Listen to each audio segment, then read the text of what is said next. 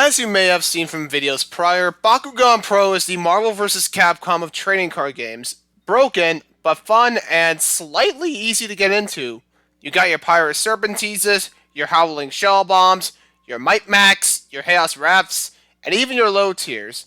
But some Bakugan can be so absurdly busted that the community needed to take charge when running tournaments. So with that, I give you the commonly banned Bakugan of the Pro TCG format.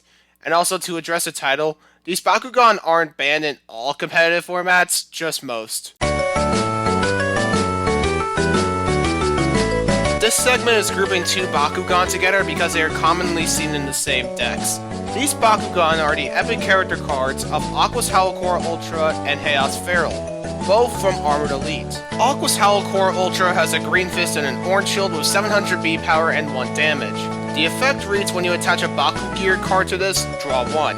Now on paper, this Bakugan doesn't seem too good, until you realize that there is a whole video on an FTK deck featuring this guy.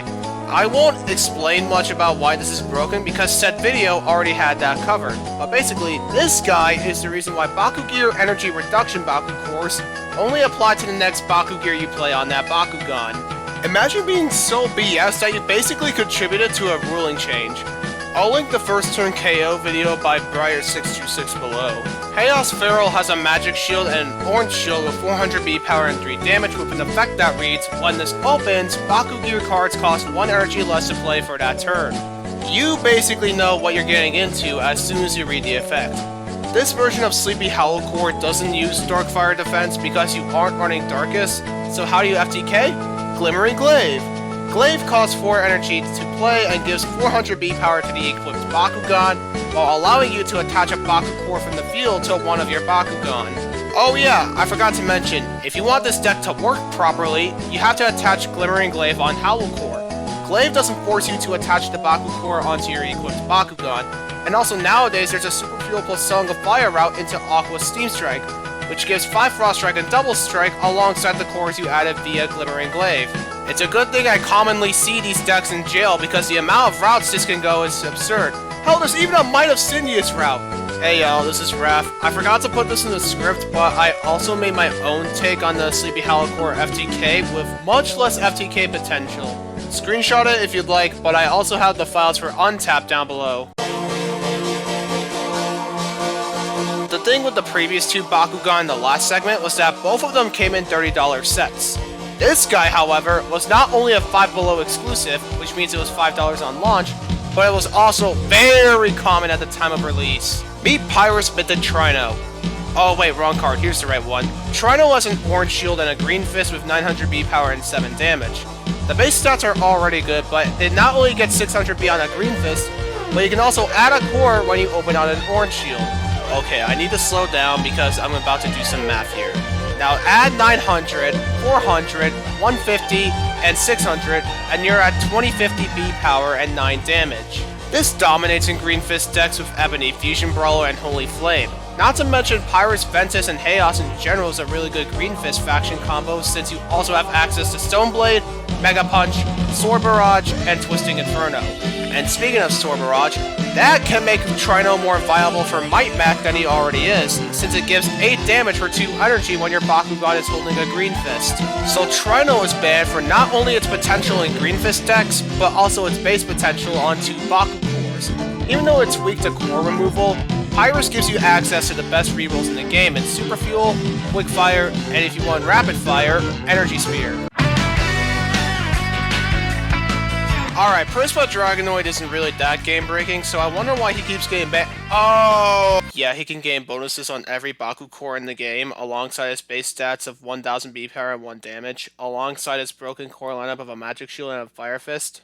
Buckle up, because there's a lot. He can steal an opponent's Bakucore when opening on a Green Fist, add a Bakucore when landing on an Orange Shield, remove an opponent's Bakucore when landing on a Helix, gain 500 B on a Fire Fist, and gain 5 damage on a Magic Shield. I know it says 5B, but it's a misprint, and believe it or not, that's not the only time this has happened. Spin Master, why did you make this game so garbage? Prisma is also an all-faction Bakugan, meaning that the player can assign him to one of the 6 factions. Kinda like proxying a Bakugan for that faction. Prisma works phenomenally in various different decks because of how versatile he is, and as a matter of fact, he's so versatile that he actually works better when paired with a Bakugan with 2 orange shields thanks to his core adding ability. Prisma Dragonoid is usually banned in tournaments not because of his sheer power, but because he's really good for a chase variant Bakugan, given the fact that the rest of the chase Gons are garbage most of the time. He's mostly defined by his versatility in all sorts of decks, and shows that you don't need to be handicapped by bad core lineups. Put him on your team and you'll be fine. Alright, you all were waiting for this one. Ventus Nova Pegatrix, Legends Collection Pack. Prisma Dragonoid may have one of the best core lineups in the game, but Nova Pegatrix has an even better core lineup consisting of a Magic Shield and a Helix. Its base stats are 500 B power and 5 damage. It can get 600 B on a Helix, and it can add a core when opening on a Magic Shield. Oh no. I might as well provide some context. Magic Shields are the best Baku cores in the game due to how much B power they can give. Adding a Baku core when opening on one can grant a frick ton of B power. The highest B power a Magic Shield can give to a regular Bakugan is 650 Bs. So add that, 500 Bs, 600 Bs from a Helix Baku core, and 600 Bs from the effect, and you are at a whopping 2350 B power! This is the highest amount of B power a Bakugan can reach on its own 2 Baku cores, and that would make it the best Bakugan in the game if its damage wasn't abysmal. Yes, unlike Trino from earlier, Pegatrix is only left with 2 damage after all the cores you attach to her, since the Helix Baku core in the example earlier, the one that gives 600 B power, also reduces your Bakugan's damage by 3, meaning that our power pony gets kicked into the back of the barn by Might Mac decks. There is a card that lets it compete in Might Mac, however. Behold Scorching Swords from Legends. Scorching Swords is cheap, gives an extra 200 B power and 2 damage, so you can add that to your 2350, and it lets you add a Baku core on a Magic Shield, meaning that Power Pony here can add 2 Baku cores to the field just by landing on a Magic Shield. However, this only works if you have a Darkest Bakugan or a Bakugan with 2 Fire Fists on your team. But, Darkest Platinum Blitzfox can free up one of those slots thanks to it being a Darkest Bakugan with 2 Fire Fists, and its base B power of 1000 Bs can help it survive B power battles thanks to Pegatrix's core lineup. The high amount of B power this Bakugan can achieve is the main and only reason it's banned in the first place. Nobody can compete with this powerhouse on turn 1 with 1 energy card in play. Hopefully this video explains well why these Bakugan are banned in most competitive scenes worldwide. Some Bakugan are too good for how rare they are, some Bakugan have B power that exceeds the limits of the mine, and some Bakugan broke the game so hard that new rulings had to be made because of how much of a nuisance they were.